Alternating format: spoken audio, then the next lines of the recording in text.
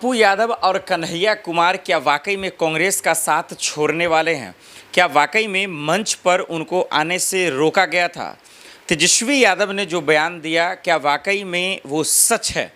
दर्शकों, इन दिनों इंडिया गठबंधन के अंदर दरअसल इस सवाल को लेकर बहस छिड़ गई है कि जो 9 जुलाई के दिन बिहार की राजधानी पटना में जिस तरीके से प्रदर्शन हुआ, प्रोटेस्ट किया गया, बीजेपी के खिलाफ हल्ला बोला गया, लेकिन उस दौरान जब राहुल गांधी और तेजस्वी यादव एक मंच पर इंडिया गठबंधन के कई और नेता जब मौजूद थे, लोगों को संबोधित कर रहे थे, उनसे बातचीत कर रहे थे, तब उसी वक्त उसी दौरान पप्पू यादव उस मंच पर चढ़ना चाहते थे, कन्हैया कुमार उस मंच पर जाना चाहते थे।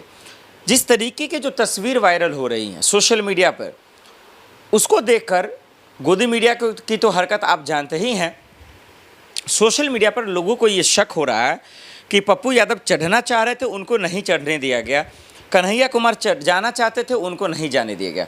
क्या ये सच्चाई है? क्या यही असलियत है? हम इसी चीज़ को समझेंगे और बताएंगे कि बिहार में अब नेताओं को जान से मारने की धमकी भी मिल रही है।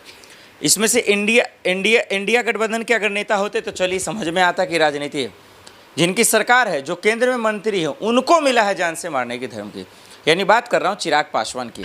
किसने धमकी दी, क्या वजह हो सकता है, हम उस पर तो बातचीत करेंगे, लेकिन इससे पहले कन्हैया कुमार और पप्पू यादव के अपमान पर, जब से ये वीडियो सोशल मीडिया पर दर्शकों वायरल हो रहा है कि इनका अपमान हुआ, इनको राहुल गांधी और तेजस्वी यादव के साथ मंच शेयर नहीं करने दिया गया है, इस वजह से वो अब क्या वजह है, खैर उनकी बात है, क्योंकि तेजस्वी से इनकी बनती नहीं है, कन्हैया को कोई जो है प्रमोट करना चाहता नहीं आरजेडी की तरफ से, वगैरह वगैरह। इन बेतुके सवाल का जवाब मेरे पास तो फिलहाल नहीं है, वो तो पार्टी के नेता और समर्थक कार्यकर्ता ही दे सकते हैं। लेकिन जिस तरीके का बयान पप्पू यादव का आया, कन्हैया कुमार का आया, इससे तो यही लगता है कि ये भले आपको वीडियो में देख रहा होगा कि धक्का मुक्की हुई, उनको नहीं चढ़ने दिया गया मंच पर, उनको जो है निकाल दिया गया या हटा दिया गया या भगा दिया गया या खदेड़ दिया गया वगैरह वगैरह। लेकिन पप्पू यादव ने जब खुलकर बयान दे ही दिया है इस चीज़ पर, तो फिर ये सवाल पूछना या फिर ये सवाल चलाना, जिस तरीके से गोदी मीडिया इन दिनों चला रहा है, यूँ माने कि उनके पीछे ही लग गया। उनको बिहार के मसले से मतलब नहीं है, बिहार के मुद्दे से मतलब नहीं है। जहाँ वोट जिस तरीके से जो चुनाव आयोग के आदेश आए हैं, जिस तरीके से बीएलओ से बातचीत करना चाहिए, कहाँ कहाँ फॉर्म भरने में दिक्कत हो रहा है, क्या समस्या हो रही है, इन लोगों से ये लोग बातचीत नहीं कर रहे हैं। तो आप समझिए और अंदाज़ा लगाइए कि ये क्या तमाशा और बकवास चल रहा है। तो ये बहुत बड़ा सवाल है जो हम इस वक्त आपको कह रहे हैं कि जब ये पप्पू यादव ने कह दिया कि ऐसा कोई लेना देना नहीं है, तेजस्वी जब पैदा नहीं हुए थे तब से हम विधायक हैं, तब से हम सांसद हैं, उन्होंने साफ कह दिया कि कोई वीडियो में किसी ने ऐसा कोई मना नहीं किया, हमारे पैर फिसल गया वगैरह वगैरह। फिर गोदी मीडिया के इस खेल को समझिए कि कैसे इंडिया गठबंधन के नेताओं को गुमराह कर रहे हैं, पार्टी को आपस में लड़ा रहे हैं कि भाई कन्हैया साथ छोड़ देंगे तो जन स्वराज में शामिल हो जाएंगे पप्पू यादव, तो कांग्रेस का साथ छोड़ देंगे, राहुल का छोड़ देंगे, तेजस्वी का छोड़ देंगे। चुनाव के वक्त जैसे जब नज़दीक आता है तो अक्सर नेता साथ छोड़ ही देते हैं, वो एक अलग मसला है किसी कारणवश। लेकिन ये क्या वाकई में जो है ये कन्हैया कुमार या पप्पू यादव का ये अपमान था? क्या वाकई में लॉजिकल सवाल है? ये इसी को लेकर एक बहस छिड़ गई है इंडिया गठबंधन के अंदर।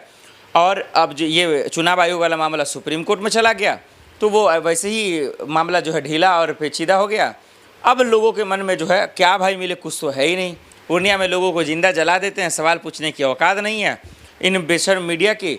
लेकिन सवाल पूछेंगे किस चीज़ पे कि पप्पू यादव का अपमान हुआ, कन्हैया का अपमान हुआ, इनको कांग्रेस छोड़ देना चाहिए। वो अरे साफ साफ बोल दो भाई साहब कि मामला है क्या, साफ साफ बता दो कि जब बयान आ चुका पप्पू यादव का कि ऐसा कोई नहीं है, फिर बहस ही उस पर नहीं होनी चाहिए।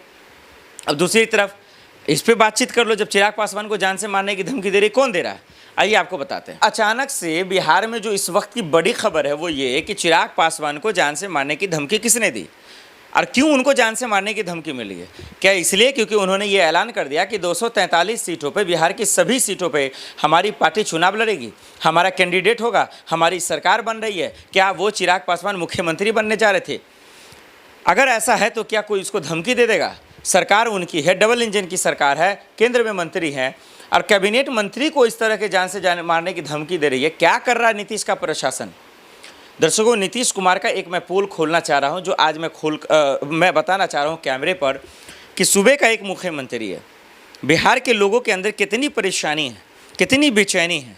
आज कानून व्यवस्था को लेकर महिलाओं के अंदर 100 ठो सवाल है, बच्चे के भविष्य को लेकर स्कूल को सवाल है, नौजवानों के बेरोजगारी को लेकर, उनके नौकरी को लेकर सवाल है, बिहार के सुरक्षा को लेकर सड़कों को सवाल है, लेकिन इस पर कोई बहस नहीं है।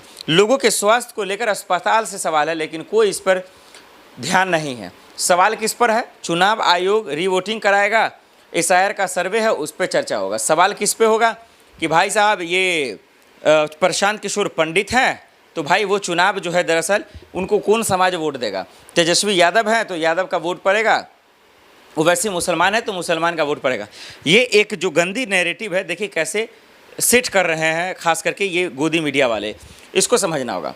इस बीच में अगर कोई पार्टी, कोई नेता, कोई कार्यकर्ता अपने दम पर, अपने बदौलत अगर बिहार का चुनाव सभी सीटों पर लड़ना चाहता है तो बेहतर है।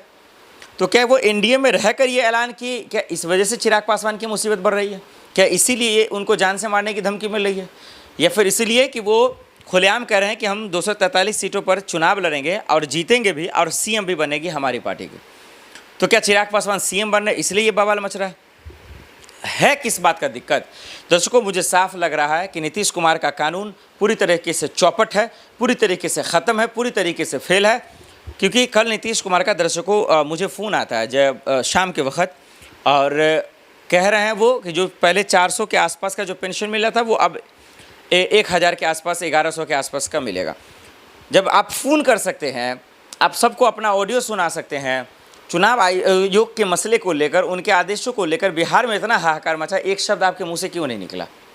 आए दिन आपके राज्य में, आपके कॉलोनी में, आपके ज़िले में डबल से ट्रिपल मर्डर हो रहा है। क्या कोई जवाबदेही है? आप उस पर चुप्पी क्यों नहीं तोड़ते? जिस कानून व्यवस्था का जो है आप ढंढोरा पीटते हैं, कितना शानदार कानून व्यवस्था बना दिया, राम राज्य बना दिया, जंगल राज को ख़त्म कर दिया, माफिया को निस्तो नाबूद कर दिया, फिर आए दिन ये गली कूचे के गुंडे गोलियां चला रहे हैं। आपका प्रशासन क्या कर रहा है? आपका पुलिस क्या कर रहा है?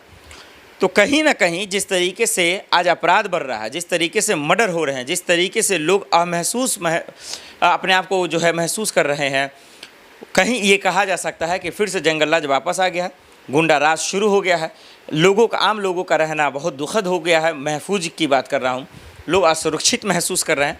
नीतीश कुमार, आप तो कम से कम बोल लीजिए। चिराग पासवान को उसी का सजा भुगतना पड़ रहा है, उनको जान से मारने की धमकी मिल रही है।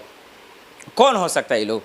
क्या वो NDA अभी अलग तो हुए नहीं आधिकारिक रूप से? क्या वो छोड़ने वाले हैं? क्या 2000 पूरी सीटों पर जो चुनाव लड़ेंगे, क्या BJP को इससे दिक्कत है? नीतीश को दिक्कत है? क्या सम्राट को दिक्कत है? दिक्कत किसको है? क्या इंडिया गठबंधन के सभी नेता को दिक्कत है? और नहीं है तो आपका सरकार आपका है, डबल इंजन की सरकार है, मंत्री आपका, कार्यकर्ता आपका, नेता आपका, इसके बावजूद आपके मंत्री को जान से मारने की धमकी कौन दे रहा है? वो अरेस्ट कब होगा? क्या वो जेल में जाएगा? चिराग पासवान को खुद इस पर आकर बात रखनी चाहिए और बोलनी चाहिए कि कौन हो सकता है। क्या इससे पहले कोई फ़ोन आ रहा था? क्या उनको कोई डराने धमकाने की कोशिश कर रहा था? ये पहले ऐसा कभी नहीं हुआ। अब जब से 243 सीटों पर चुनाव लड़ने का, अकेले लड़ने का ऐलान किया, तब से ये बेचैनी या परेशानी क्यों शुरू हो गई, ये एक समझ से बाहर है। बिहार में चुनाव होने वाले हैं, लगातार मर्डर पे मर्डर हो रहे हैं, अपराध बढ़ते जा रहा है, और यहाँ का प्रशासन, यहाँ का मंत्री, यहाँ का जिम्मेदार लोग पूरी तरीके से खामोश है। बिहार की जनता इस चालाकी और इस होशियारी को अच्छे से समझ रही है। इसका जवाब मतदाता के अनुसार, वोट के अनुसार तो देंगे ही, लेकिन इसके साथ साथ बिहार की जनता ये भी पूछे कि उनके हक पर जो वोट लिया गया वो हक कहाँ है? क्या वो पूरा हो पाया या नहीं हो पाया? क्या मंत्री कर पाए या नहीं कर पाए? और ये भी पता लगा यहाँ का प्रशासन कि आखिर आए दिन कोई किसी को गोली मार दे रहा है, कोई किसी को जान से मारने की धमकी दे रहा है, आखिर ऐसा क्यों हो रहा है? ये सबसे बड़ा सवाल है। और चिराग पासवान को भी खुलकर बात रखनी चाहिए कि उनको जो जान से मारने की धमकी मिल रही है, इसके पीछे का गुंडा कौन हो सकता है।